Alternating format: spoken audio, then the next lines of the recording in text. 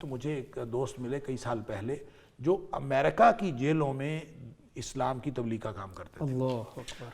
اور میں نے ان سے پوچھا کہ آپ وہاں پہ کیسے کام کرتے ہیں. وہ غالباً ریٹائرڈ بریگیڈیئر یا پولیس آفیسر کچھ اس طرح سے تھے, جو پوری طرح یاد نہیں ہے. انہوں نے کہا جی بڑا آسان ہے وہاں کام کرنا, ٹھیک کہ وہاں ہم کھانے کے ذریعے سے وہاں ان تک پہنچتے ہیں. کھانے کے ذریعے سے کیا مطلب؟ کہتے ہیں وہاں پہ مسلمانوں کا کھانا الگ ہے اور غیر مسلموں کا کھانا الگ ہے, ٹھیک, اور ان کے کاؤنٹر ہی الگ بنے ہوئے ہیں.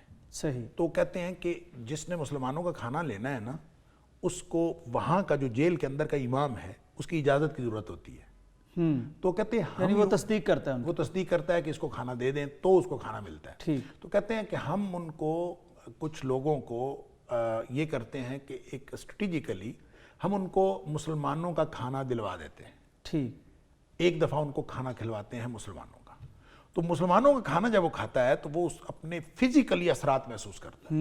حلال اور حرام میں جو فرق ہے, بالکل بالکل, اور وہ حلال کھانے میں فرق وہ محسوس کرتا ہے. اس کو ڈکاریں شکاریں آتی ہیں, وہ خوب جو ہضمہ درست ہوتا ہے, ہضمہ درست ہوتا ہے. وہ حیران ہو جاتا ہے کہ یہ کھانا میں نے کیا کھایا.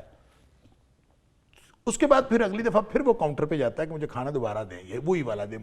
مسلم, وہ مازلم فوڈ اس کو کہتے ہیں, تو مازلم فوڈ مجھے دوبارہ دیں. تو کہتے ہیں کہ نہیں, امام کی اجازت کے بغیر نہیں ملے گا.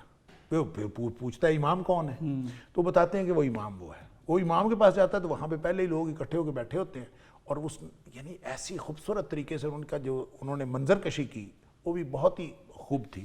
وہ کہتے ہیں کہ جب وہ آتا ہے نا تو مسلمان سارے اکٹھے ہو کے پہلے بیٹھے ہوتے ہیں, وہ اس کو یوں ملتے ہیں جیسے پرانا کوئی بچھڑا ساتھی ملا. وہ حیران ہو جاتا ہے کہ مجھے تو ساری زندگی کوئی اس طرح نہیں ملا, تو یہ کون لوگ ہیں جو مجھے اس طرح سے مل رہے ہیں. بس وہ پھر جب پوچھتا ہے اور آہستہ آہستہ ان کی محبت کی وجہ سے, اور وہ آہستہ آہستہ مسلمان ہو جاتا ہے. اور وہ کہتا ہے جتنا اسلام امریکہ کی جیلوں میں پھیل رہا ہے اتنا اسلام باہر نہیں کہیں کہ پھیل رہا. تو یہ اللہ تعالیٰ نے مواقع پیدا کیے ہوئے ہیں. آپ جیلوں کی بات کریں یا آپ باہر کی بات کریں, یہاں پاکستان کے اندر دیکھیں یہ ان لوگوں نے موقع ان کو ملا ہے تو انہوں نے کیا ہے نا.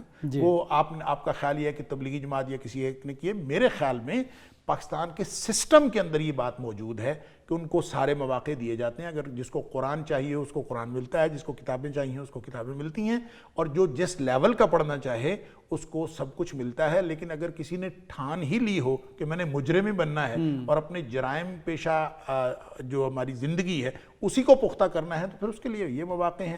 تو یہ تو وہی بات جیسے اللہ کریم نے قرآن میں فرمایا ہے وَنَفْسٍ وَمَا سَوَّاهَا فَأَلْهَمَهَا فُجُورَهَا وَتَقْوَاهَا. اب یہ دونوں ٹینڈنسیز موجود ہیں اور مواقع بھی موجود ہیں. جس نے وہ والا موقع اویل کرنا ہے وہ مل جاتا ہے, اور جس نے برائی والا موقع اویل کرنا ہے اس کو وہ مل جاتا ہے.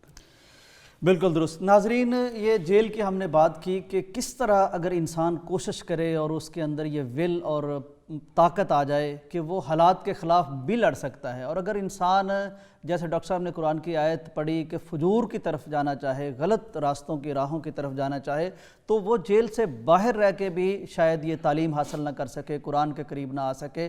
ڈاکٹر صاحب, بڑا بڑا ادب تخلیق ہوا جیلوں میں. ابوالکلام آزاد کی کہا جاتا ہے کہ یہ جو ترجمہ ہے ان کا اور تفسیر, اس کا ایک بڑا حصہ جیل میں لکھا گیا. پھر ان کی خاص طور پر 2 کتابیں, ایک ان کی مولانا ابوالکلام آزاد کی کہانی خدود کی زبانی, یہ عبدالرزاق عملی آبادی بھی ان کے ساتھ تھے. ابوالکلام آزاد بولتے تھے, وہ لکھتے تھے, پھر چیک بھی کروا لیتے تھے. پھر اسی طرح احمد آباد جیل میں جو ابوالکلام آزاد نے یعنی اردو ادب کا شاہکار اور شاہپارہ غبار خاطر, وہ سارا خطوط لکھنے شروع کیے. اور ڈاکٹر صاحب میں حیران ہوں, جیسے آپ نے فرمایا کہ مومن شکووں سے بچتا ہے, ان خطوط کو پڑھیں اگر ہم اور اللہ ہمیں توفیق دے تو ان میں ایسی ایسی نادر چیزیں, ایسے ایسے موضوعات اور ایسی ایسی خوش دلی محسوس نہیں ہوتا کہ وہ جیل میں. دیکھیں جب تنہائی میسر آتی ہے نا, جو لوگ للہیت میں ڈوبے ہوئے ہوتے ہیں ان کا بہترین موقع تو تنہائی ہوتی ہے. تنہائی میں وہ اللہ کے اور قریب ہوتے ہیں. جب اللہ کے اور قریب ہوتے ہیں تو وہ دانائی اور دانش کی انتہا پر ہوتے ہیں. لہذا اس وقت جس طرح کی دانائی اور جس طرح کی دانش کے پھول ان سے اس وقت سرزد ہو رہے ہوتے ہیں وہ عام زندگی میں